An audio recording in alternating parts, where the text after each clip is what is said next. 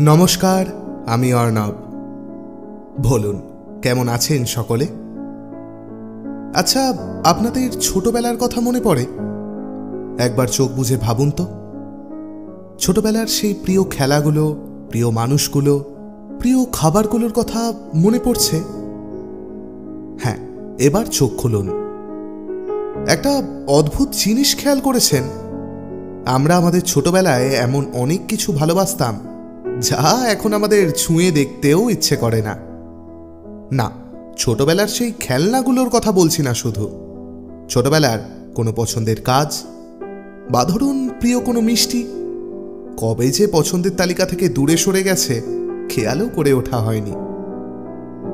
ঠিক তেমনি ছোটবেলার সেই মানুষগুলোর কথা মনে আছে যারা একান্তই ছোটবেলার মানুষ, যাদের সঙ্গে আমাদের সম্পর্কটা এতটাই দূরের যে আজকের এই বয়সে এসে তাদের সঙ্গে আলাপ হলে সম্পর্কটা শুধু সৌজন্যের হাসি বিনিময়ের মধ্যেই থেকে যেত। অথচ তখন গড়গড় করে প্রিয় মানুষদের নাম করতে বললে হয়তো বাড়ির লোকের আগেও সেই নামটাই চলে আসত। সেই নামটা রাজ্যের সব রূপকথার গল্প শোনানো ঠাকুমারও হতে পারে, বা লক্ষ্মী পুজোর শেষে নাড়ুগুলো আমাদের জন্য বাঁচিয়ে রাখা কাকিমার, বা মা বাড়িতে বকবে বলে ঝোপঝাড়ে হারিয়ে যাওয়া লাল টুকটুকে বলটা খুঁজে দেওয়া দাদাটার। আপনার জীবনে এমন কোনো ছোটবেলার মানুষ আছে? মনে পড়ছে তার কথা? আমাদের আজকের গল্পটা শুনতে শুনতে মনে পড়ে যেতেও পারে। কিন্তু আসুন শোনাই আপনাদের আমার আজকের নিবেদন বিভূতিভূষণ বন্দ্যোপাধ্যায় রচিত খুড়িমা।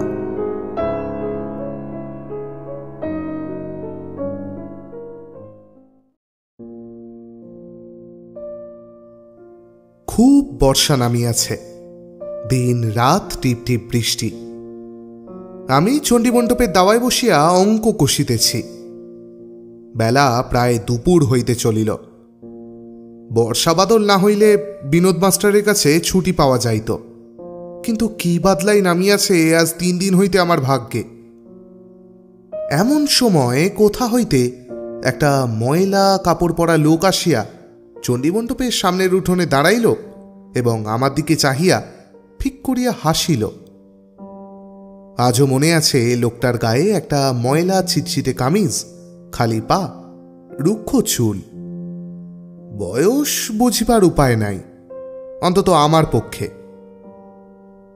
আমি লোকটাকে আর কখনো দেখি নাই, কারণ বাবা মা এখানে থাকিলেও দিদিমা আমায় ছাড়িয়া থাকিতে পারে না বলিয়া এতদিন ছিলাম মামার বাড়িতেই। এই গ্রামে আসিয়াছি বেশি দিন নয়। যখন চলিয়া গিয়াছিলাম তখন আমার বয়স মাত্র 6 বছর। বিনোদ মাস্টার বলিল, কিরে পরেশ, কি খবর? লোকটা উঠানে দাঁড়াইয়া বৃষ্টিতে ভিজিতেছে দেখিয়া বলিতে গেলাম, আসুন না ওপরে। কিন্তু বিনোদ মাস্টার আমার কথায় বাধা দিয়া বলিল, কি চাই পরেশ? লোকটা আরেকবার কেমন এক ধরনের হাসিল। এ প্রশ্নের উত্তরে যে ধরনের হাসা উচিত ছিল তেমন নয়, যেন নিজের প্রশংসা শুনিয়া বিনীত ও লাজুক হাসি হাসিতেছে। ছেলে মানুষ হইলেও বুঝিলাম হাসিটা অসংলগ্ন ধরনের। বলিল, খিদে পেয়েছে। আমার জাততুতো ভাই শীতল বাড়ির ভিতর হইতে চণ্ডীমণ্ডপে আসিয়া উঠোনের দিকে চাহিয়া বলিয়া উঠিল, এই যে পরেশ কাকা, কোথা থেকে? কোথায় ছিলে এতদিন? লোকটা উত্তরে শুধু বলিল, খিদে পেয়েছে। শীতল বাড়ির মধ্যে ঢুকিয়া এক বাটি মুড়ি আনিয়া লোকটির কোঁচার কাপড়ে ঢালিয়া দিল। আমি অবাক হইয়া ভাবিতেছি লোকটা কে, এবং এত সম্মানসূচক সম্বোধন করিতেছে শীতলদা, অথচ বসিতে বলিতেছে নাই বা কেন? এমন সময় লোকটা একটা কাণ্ড করিয়া বসিল। শীতলদার দেওয়ার মুড়ির এক গাল মাত্র খাইয়া বাকিগুলি একবার রাইট অ্যাবাউট টান করিয়া ঘুরপাক খাইয়া উঠানময় কাদার উপর ছড়াইয়া ফেলিল। সঙ্গে সঙ্গে কি একটা দুর্বোধ্য ছড়া উচ্চারণ করিল গান করার সুরে, গুগলি ঝিনুক ঝাঁ খোদার চাল গামছায় বাঁধি, গুগলি ঝিনুক ঝাঁ গুগলি ঝিনুক গুগলি ঝিনুক। তখনও সে ঘুরপাক খাইতেছে আর ছড়া বলিতেছে। এমন সময়ে আমার জ্যাঠামশাই দুর্লভ রায়, তিনি অত্যন্ত রাশভারী ও কড়া মেজাজের লোক, বাড়ির ভিতর হইতে চণ্ডীমণ্ডপের পাশে উঠান হইতে অন্দরে যাইবার দরজাতে দাঁড়াইয়া হাঁক দিয়া বলিলেন, কে চেঁচামেচি করে দুপুরবেলা? ও পাগলটা, মুড়িগুলো নিলে তবে কেন ওরকম করে ফেললে যে বড়? বদমাইশি করবার আর জায়গা পাওনি? বলিয়া তিনি আসিয়া লোকটার গালে ঠাস ঠাস করিয়া কয়েক হাত চড় মারিলেন। পরে তাহাকে সজোরে একটা ধাক্কা দিয়া বলিলেন, বেরো এখান থেকে, আর কোনোদিন দরজায় ঢুকেছ তো মেরে হাড় গুঁড়ো করে দেব। আমার বলিষ্ঠ জ্যাঠামশায়ের ধাক্কার বেগে রোগা ও পাতলা লোকটা খানিক দূরে ছিটকাইয়া গিয়া কাদায় পিছল উঠোনের ওপর পড়িয়া যাইতে যাইতে বাঁচিয়া গেল এবং একটু সামলাইয়া লইয়া দাঁড়াইয়া মাটিতে একবার থুতু ফেলিল, রক্তে রাঙা। ইতিমধ্যে মজা দেখিতে আমাদের বাড়ির ছোট ছোট ছেলেমেয়েরা উঠোনের দরজায় জড়ো হইয়াছিল। লোকটা ধাক্কা খাইয়া ছিটকাইয়া পড়িতেই তাহারা খিলখিল করিয়া হাসিয়া উঠিল। লোকটার ওপর সহানুভূতিতে আমার মনটা গলিয়া গেল। পরেশ কাকার সহিত এইভাবেই আমার প্রথম পরিচয়। ক্রমে জানিলাম পরেশ কাকা এই গাঁয়েরই মুখুজ্জে বাড়ির ছেলে। পশ্চিমে কোথায় যেন চাকুরি করিত। বয়স বেশি নয়, এই মাত্র 25। হঠাৎ আজ বছর 2 মাথা খারাপ হওয়ার দরুন চাকুরি ছাড়িয়া আসিয়া পথে পথে পাগলামি করিয়া ঘুরিতেছে। তাহাকে দেখিবার কেহ নাই। সে যে বাড়ির ছেলে তাহাদের সকলেই বিদেশে কাজকর্ম করে, এখানে কেহ থাকে না। উন্মাদ ভাইকে বাসায় লইয়া যাওয়ার গরজও কেহ এ পর্যন্ত দেখায় নাই। পাগল পরের বাড়ি ভাত চাহিয়া খায়, সব দিন লোকে দেয় না, মাঝে মাঝে মারধরও খায়। একদিন নদীর ধারে পাখির ছানা খুঁজিতে গিয়াছি একাই। আমায় একজন সন্ধান দিয়েছিল গাং শালিকের অনেক বাসা গাঙের উঁচু পারে দেখা যায়। অনেক খুঁজিয়াও পাইলাম না। সন্ধে হয় হয়, রোদ আর গাছের ওপরেও দেখা যায় না। নদীর পাড়ে ঘন ছায়া নামিয়াছে। বাড়ি ফিরিতে যাইব, দেখি নদীর ধারের চটকাতলা শ্মশানে গ্রামের প্রহ্লাদ কলুর বউ যে ছোট টিনের চালাখানা তৈরি করিয়া দিয়াছে, তাহারই মধ্যে কে বসিয়া আছে। ভয় হইল, ভূত নয় তো। একটু আগাইয়া গিয়া ভালো করিয়া দেখি ভূত নয়, পরেশ কাকা। ঘরের মেঝেতে শ্মশানের পরিত্যক্ত একখানা জীর্ণ মাদুর পাতিয়া চুপ করিয়া বসিয়া আছে। আমাকে দেখিয়া বলিল, পয়সা আছে কাছে? পরেশ কাকাকে ভয় করিয়া সবাই এড়াইয়া চলে, কিন্তু আমি সাহস করিয়া কাছে গেলাম।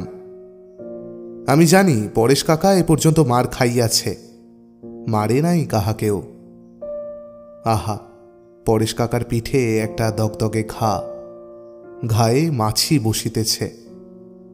পাশে একটা মালসায় কতগুলো ডাল ভাত, তাহাতেও মাছি বসিতেছে। বলিলাম, এ জঙ্গলের মধ্যে আছেন কেন কাকা? আসবেন আমাদের বাড়ি, আসুন, শ্মশানে থাকে না। পরেশ কাকা বলিল, দূর, শ্মশান বুঝি? এ তো আমার বৈঠকখানা। ওদিকে বাড়ি রয়েছে, দোমহলা বাড়ি। 2000 টাকা জমা রেখেছি দাদার কাছে। বৌদিদির সঙ্গে ঝগড়া হয়েছে কিনা তাই দিচ্ছে না, ঝগড়া মিটে গেলেই দিয়ে দেবে। 5 বছর চাকরি করে টাকা জমাইনি ভেবেছিস? কত করিয়া খোসামত করিলাম। পরেশ কাকা মরার মাদুর ছাড়িয়া কিছুতেই উঠিল না। এহার কিছুদিন পরে শুনিলাম পরেশ কাকার মামারা আসিয়া তাহাকে হুগলি লইয়া গিয়াছে। 2 বৎসর পরে আমার উপনয়নের দিন ভোজে পরেশ কাকাকে ব্রাহ্মণদের পংক্তিতে পরিবেশন করতে দেখিলাম। শুনিলাম তাহার রোগ সম্পূর্ণ সারিয়া গিয়াছে। মামারা অনেক ডাক্তার কবিরাজ দেখাইয়াছিল এবং অনেক পয়সা কড়ি খরচ করিয়াছিল। কি সুন্দর চেহারা হয়েছে পরেশ কাকার, পরেশ কাকা যে এত সুপুরুষ, পাগল অবস্থায় ছেঁড়া ন্যাকড়া পরনে গায়ে কাদা ধুলো মাখিয়া বেড়াইত বলিয়া আমি বুঝিতে পারি নাই। বলিষ্ঠ একহারা গড়ন, রং টকটকে গৌরবর্ণ, মুখশ্রী সুন্দর, দেখিয়া খুশি হইলাম। কিছুদিন পরে ঘটা করিয়া পরেশ কাকার বিবাহ হইল। শুনিলাম নববধূ কলিকাতার কোনো অবস্থাপন্ন গৃহস্থ বাড়ির মেয়ে।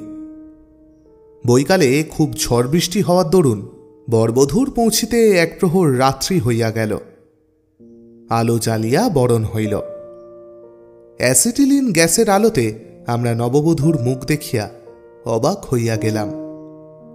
এসব অঞ্চলে অমন সুন্দরী মেয়ে কখনো দেখি নাই। সকলেই এক বাক্যে বলিল, বউ না পরী। পরেশের বহু জন্মের ভাগ্য এমন বউ মিলিয়াছে। বিবাহের কিছুদিন পরে পরেশ কাকার বউ বাড়ি ছাড়িয়া চলিয়া গেলেন। মাস দুই পরে আবার আসিলেন। সকলে পরেশ কাকাদের বাড়ি বেড়াইতে গেলাম। তাহাদের বাড়ির সকলে তখন কি একটা ছুটিতে বাড়ি আসিয়াছে। অনেকে আমার বয়সী ছেলে মেয়ে। নতুন খুড়িমা বারান্দায় বসিয়া কুটনো কুটিতেছেন, জরিপার শাড়ি পরনে। আমাদের স্কুলে সরস্বতী প্রতিমা গড়ানো হইয়াছিল একবার, ঠিক যেন প্রতিমার মতো মুখশ্রী। আমরা সামনের উঠোনে ছুটোছুটি করিয়া খেলা করিতেছিলাম। পরেশ কাকার বউ ওখানে বসিয়া থাকাতে সেদিন আমার যেন উৎসাহ দ্বিগুণ বাড়িয়া গেল। ইচ্ছে হইল কত কি অসম্ভব কাজ করিয়া খুড়িমাকে খুশি করি। সে কি লাভ ঝাঁপ, কি দৌড়দৌড়ি, কি চেঁচামেচি শুরু করিয়া দিলাম। হঠাৎ গায়ে যেন 10 জনের বল আসিল। এমন সময় শুনিলাম পরেশ কাকার বউ বাড়ির ছেলে নেপালকে বলিতেছেন, ওই ফর্সা ছেলেটিকে নেপাল, বেশ চোখ দুটি। নেপাল বলিল, ও পাড়ার গাঙ্গুলি বাড়ির পাবু। পরেশ কাকার বউ বলিলেন, ডাক না ওকে। আনন্দে আমার বুকের ভিতর ঠিপ ঠিপ করিতে লাগিল। মুখ আগেই রোদে ছুটোছুটিতে রাঙা হইয়াছিল, এখন তা আরো রাঙা হইয়া উঠিল লজ্জায়। অথচ কিসের লজ্জা? গিয়া প্রথমেই একটা প্রণাম করিলাম। পরেশ কাকার বউ বলিলেন, তোমার নাম কি? বাবু। ভালো নাম কি? লজ্জা ও সংকোচের হাসি হাসিয়া বলিলাম, বাণীব্রত। তিনি বলিলেন, বাহ, বেশ সুন্দর নাম। যেমন দেখতে সুন্দর তেমনই নাম। পড়ো তো? বেশ বেশ, এখানে এসো খেলা করতে রোজ। আসবে? সে রাত্রে আনন্দে বোধহয় ভালো করিয়া ঘুম হয় নাই। যেন কোন স্বর্গের দেবী কি রূপকথার রাজকুমারী যাচিয়া আমার সঙ্গে ভাব করিয়াছেন। অমন রূপ কি মানুষের হয়? ইহার পরদিন হইতে পরেশ কাকাদের বাড়ি রোজ চাইতে আরম্ভ করিলাম। দিন নাই, দুপুর নাই, সকাল নাই, কিভাবেই হইয়া গেল খুড়িমার সঙ্গে। আমার বয়স তখন 12। খুড়িমার কত বয়স বুঝিতাম না। এখন মনে হয় তার বয়স ছিল 18-19। বিবাহের পর বৎসর গ্রামে খবর আসিল পরেশ কাকা বিদেশে চাকুরিস্থলে আবার পাগল হইয়া গিয়াছেন। খুড়িমা তখন মাস 2 হইল বাপের বাড়ি। পাগল হইবার সংবাদ শুনিয়া বাপের সঙ্গে তিনি স্বামীর কর্মস্থানে গিয়াছিলেন। কিন্তু গিয়া দেখেন পরেশ কাকাকে পাগলাগারদে পাঠানো হইয়াছে। খুড়িমার সঙ্গে তাহার দেখা হয় নাই। খুড়িমার বাবা মেয়েকে পাগলাগারদে লইয়া গিয়া জামাইয়ের সঙ্গে দেখা করাইয়া দিবার আগ্রহ প্রকাশ করেন নাই। সব ব্যাপার মিটিয়া গেলে তিনি মেয়েকে লইয়া ফিরিলেন। পরেশ কাকার বড় ভাতৃবধূ তখন ছেলে মেয়ে লইয়া গ্রামের বাড়িতেই ছিলেন। তিনি পত্র লিখিয়া পরেশ কাকার বউকে মাস 2 পরে আনাইলেন। খুড়িমার আসিবার সংবাদ পাইয়া সকালে উঠিয়াই ছুটিয়া দেখা করিতে গেলাম। তার মুখে ও চেহারায় দুঃখের কোনো চিহ্ন দেখিলাম না। তেমনি হাসি হাসি মুখ, মুখশ্রী তেমনি সুকুমার, বিদ্যুতের মতো রং এতটুকু ম্লান হয় নাই। কি স্নেহ আদরের দৃষ্টি তার চোখে। আমি পায়ের ধুলা লইয়া প্রণাম করিতেই তিনি আমার চিবুকে হাত দিয়া হাসি মুখে বলিলেন, এই যে বাবু, কেমন আছো? একটু রোগা দেখছি যে। আমি উত্তরে হাসিয়া খুড়িমার সামনে মেঝের উপর বসিয়া পড়িলাম। বলিলাম, আপনি ভালো ছিলেন খুড়িমা? খুড়িমা বলিলেন, আমার আর ভালো থাকা থাকি, তুমিও যেমন বাবু। পরেশ কাকা পাগল হইয়াছেন সে কথা ভাবিয়া খুড়িমার জন্য দুঃখ হইল। অভাগিনী খুড়িমা। খুড়িমা বলিলেন, কাছে সরে এসে বসো বাবু। বাবু, আমাকে বড় ভালোবাসো না? ঘাড় নাড়িয়া স্বীকার করিলাম, খুব ভালোবাসি। আমিও কলকাতায় থাকিতে বাবুর কথা বড় ভাবি। বাবু, এই গায়ে তোর মতো ভালোবাসে না কেউ আমায়। লজ্জায় রাঙা হইয়া হাসি মুখে চুপ করিয়া থাকিতাম। 13 বছরের ছেলে, কি কথাই বা জানি। কলকাতা দেখেছ বাবু? না, কে নিয়ে যাবে? আচ্ছা, আমি এবার যখন যাব এখান থেকে নিয়ে যাব সঙ্গে করে। বেশ, আমাদের বাড়ি গিয়ে থাকবে, কেমন তো? কবে যাবেন খুড়িমা? শ্রাবণ মাসে? না, এখন কিছুদিন থাকুন এখানে, যাবেন না এখন। কেন বলো তো? হাসিয়া তাহার মুখের দিকে না চাহিয়া বলিলাম, আপনি থাকলে বেশ লাগে। নতুন বামুন হইয়াছি, তখনও একাদশী ছাড়ি নাই। যদিও 1 বৎসরের বেশি উপনয়ন হইয়া গিয়াছে। প্রত্যেক একাদশীতে খুড়িমা নিমন্ত্রণ করিয়া আমায় খাওয়াইতেন। নিজের হাতে আমার জন্য খাবার করিয়া রাখেন। কোনোদিন মোহনভোগ, কোনোদিন নিমকি বা কচুরি। বৈকালে বেড়াইতে গেলে কাছে বসিয়া যত্ন করিয়া খাইতে দেন। অনেক রকম ব্রত করিতেন। তাঁর ব্রতের বামুন আমি। পৈতে ও পয়সা কত জমা হইয়া গেল আমার টিনের ছোট বাক্সরাতে। আমি অবসর পাইলেই খুড়িমার কাছে ছুটিয়া যাইতাম।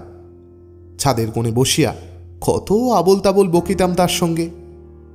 বই পড়িয়া শোনাইতাম। খুড়িমা বেশ ভালোই লেখাপড়া জানিতেন, কিন্তু বলিতেন, বাবু, তুই পড়ে শোনা দেখি। ভারী ভালো লাগে আমার তোর মুখে বই পড়া শুনতে। তোর গলার সুর ভারী মিষ্টি। আমাদের গ্রামে সেবার নিমাই সন্ন্যাস পালা হইয়াছিল বারোয়ারিতে। পালাটার মধ্যে বিষ্ণুপ্রিয়ার একটা গান চমৎকার লাগিয়াছিল বলিয়া শিখিয়া লইয়াছিলাম, এবং বেশ ভালো গাইতে পারিতাম। নয়নে কখনো হেরিব না নাথ, দেখা হবে মনে মনে। আমার নিশীথ স্বপনে এসো, এসো তন্দ্রা আবরণে।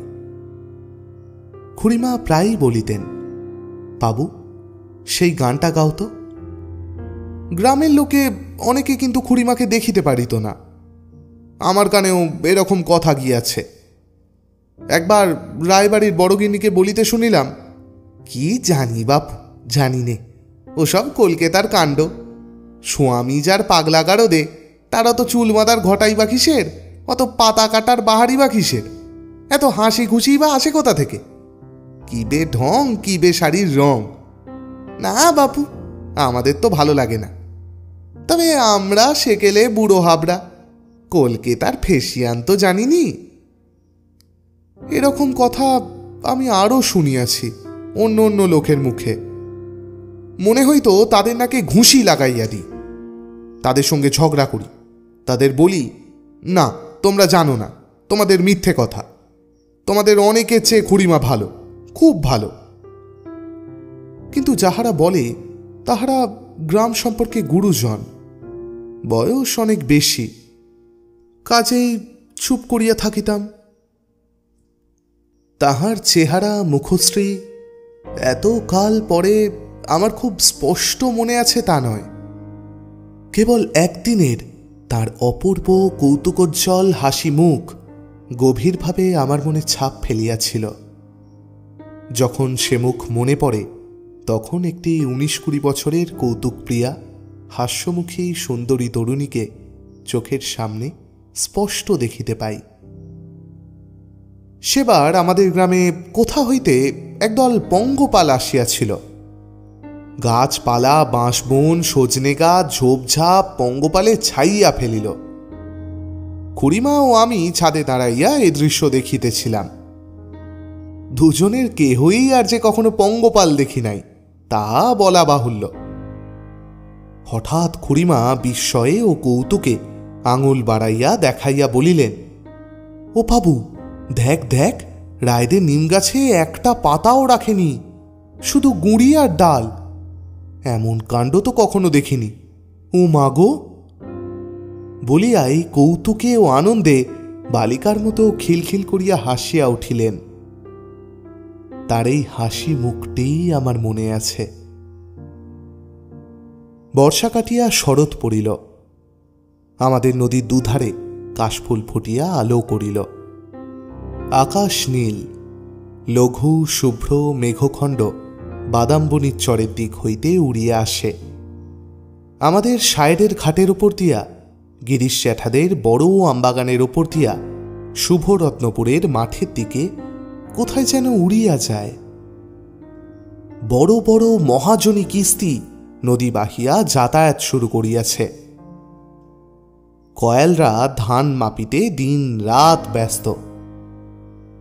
খুড়িমা আমাদের গ্রামেই রহিয়া গেলেন। পরেশ কাকাও পাগলাগারদ হইতে বাহির হইলেন না। খুড়িমাদের বাড়ি তার ননদের এক দেওর আসিল পুজোর সময়। নাম শান্তিরাম, বয়স 24-25। দেখিতে চেহারাটা ভালোই। অল্পদিনের জন্য এখানে বেড়াতে আসিয়া কেন যে কুটুম্ব বাড়ি ছাড়িয়া আর নড়িতে চায় না, যাইলেও অল্পদিনের মধ্যে ফিরিয়া আসিয়া আবার কিছুকাল কাটাইয়া যায়, ইহার কারণ আমি কিছু বলিতে পারিব না। কেবল ইহা শুনিলাম যে গ্রামে তার নামের সঙ্গে খুড়িমার নাম জড়াইয়া একটা কুকথা লোকে রটনা করিতেছে। একদিন দুপুরের পর খুড়িমাদের বাড়ি গিয়াছি। পেছনের রোয়াকে পেঁপেতলার জানলার ধারে খুড়িমা বসিয়া আছেন।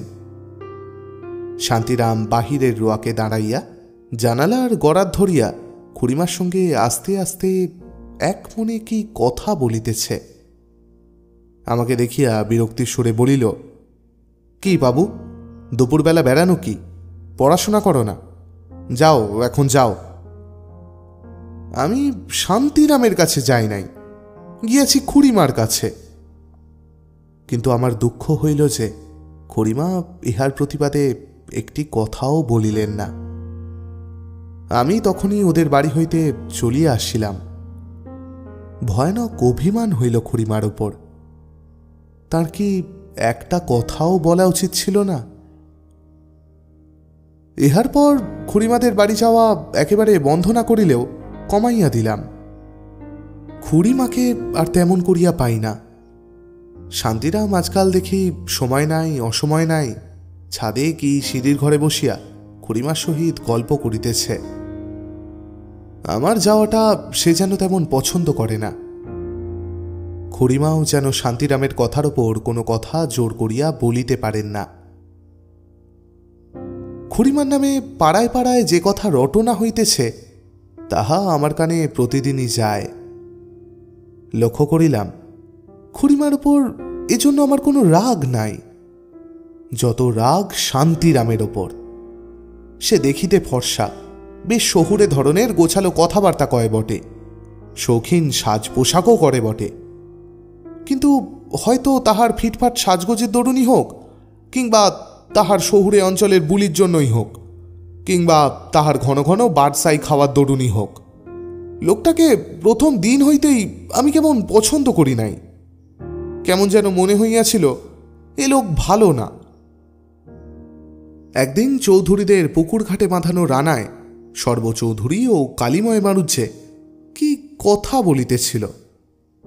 আমি পুঁটি মাছ মারা ছিপ হাতে মাছ ধরিতে গিয়াছি। আমাকে দেখিয়া উহারা কথা বন্ধ করিল। আমি বাঁধানো ঘাটে নামিয়া মাছ ধরিতে বসিলাম। সর্বচৌধুরী বলিল, তাই তো, ছোঁড়াটা যে আবার এখানে।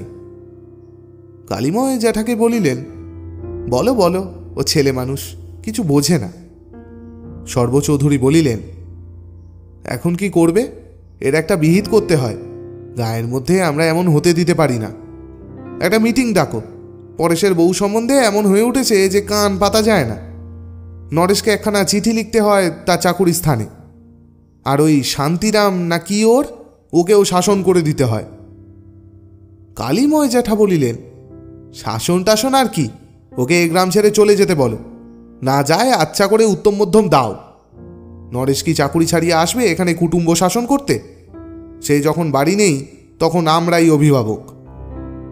সর্বচৌধুরী বলিলেন, ছুরিটাও নাকি বড্ড বাড়িয়েছে শুনতে পাই। কালীময় জ্যাঠা বলিলেন, তাই তো শুনছি, বয়সটা খারাপ কি না, তাতে স্বামী ওই রকম। কালীময় জ্যাঠা আমাকে যতই না বোকা ভাবুন, আমার কিন্তু কিছুই বুঝিতে বাকি রইল না। খুড়িমার ওপর অভিমান চলিয়া গেল। ভাবিলাম, ইহারা হয়তো খুড়িমাকে কোনো একটা শক্ত কথা শোনাইবে কিংবা অপদস্থ করিবে। কথাটা খুড়িমাকে জানাইয়া সাবধান করিয়া দিলে হয়। কিন্তু সঙ্গে সঙ্গে ভাবিয়াও দেখিলাম, খুড়িমাকে এই কথা আমি বলিতে পারিব না, কোনো মতেই না। শান্তিরামের ওপর ভয়ানক রাগ হইল। তুমি কেন বাপু এখানে আসিয়াছ পরের সংসারে শান্তি নষ্ট করিতে? নিজের দেশে কেন চলে যাও না? এতদিন কুটুম্ব বাড়ি পড়িয়া থাকিতে লজ্জাও তো হওয়া উচিত ছিল। ইহার কিছুদিন পরে আমি কাকার বাসায় থাকিয়া লেখাপড়া করিব বলিয়া গ্রাম ছাড়িয়া চলিয়া গেলাম। যাইবার আগে খুড়িমার সঙ্গে দেখা করিতে গেলাম।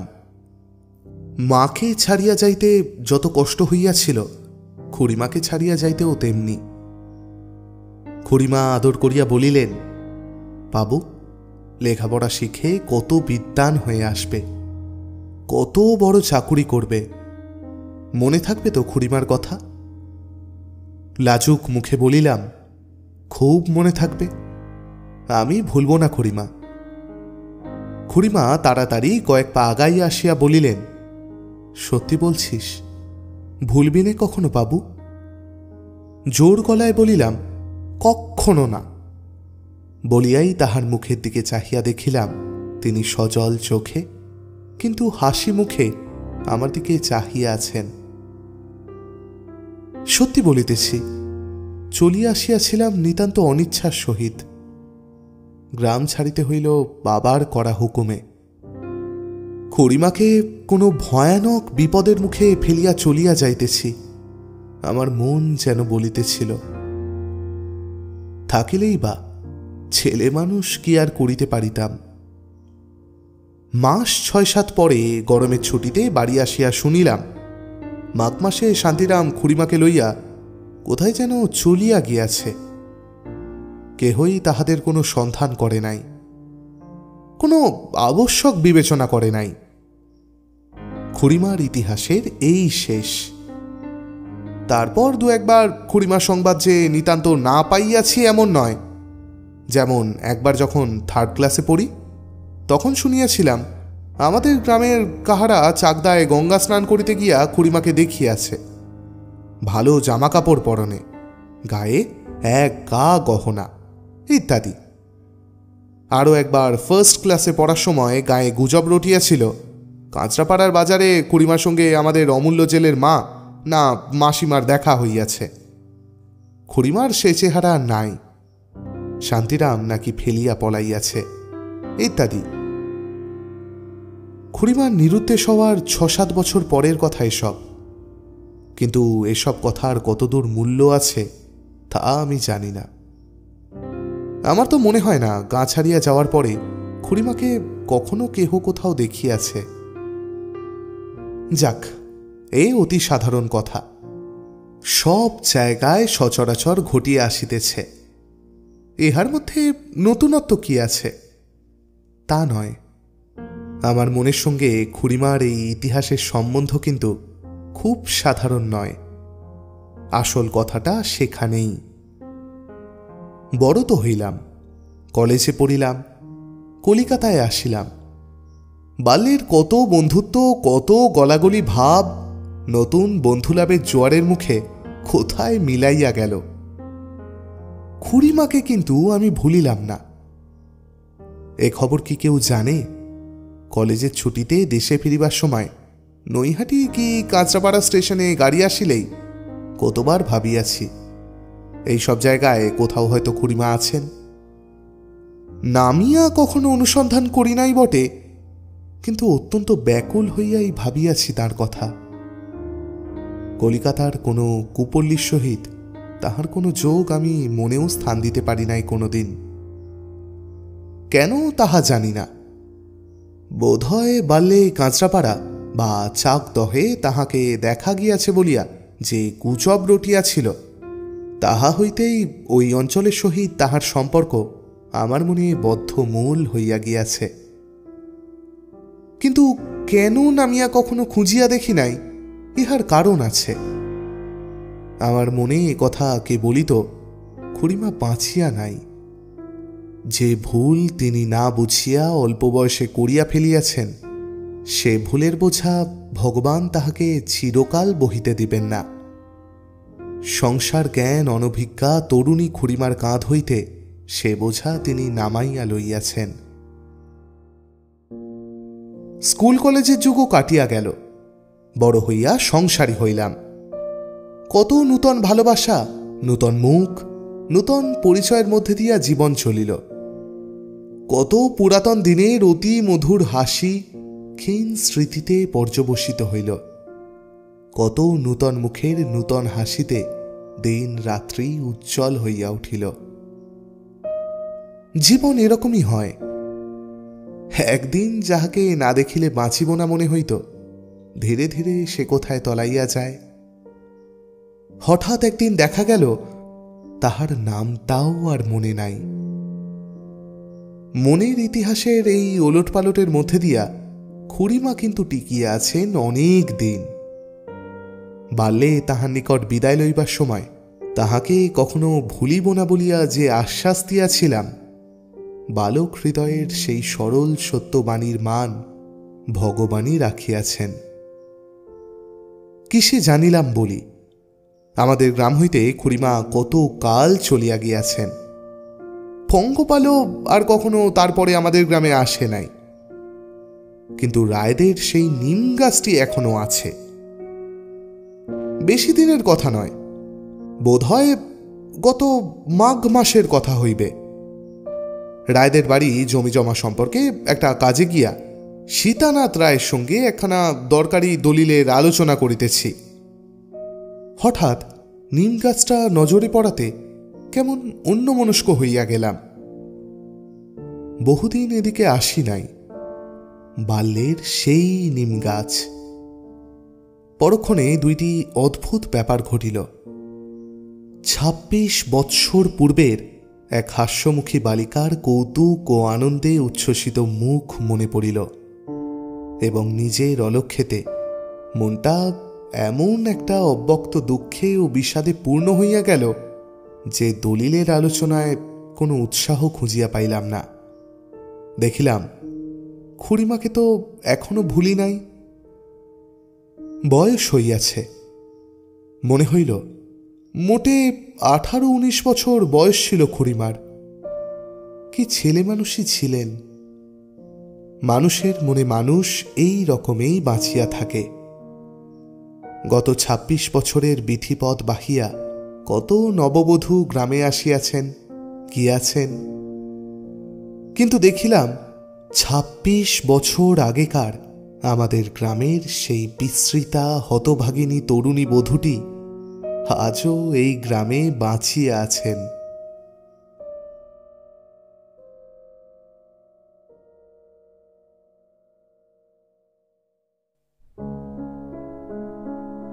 আমাদের আজকের গল্প এখানেই শেষ।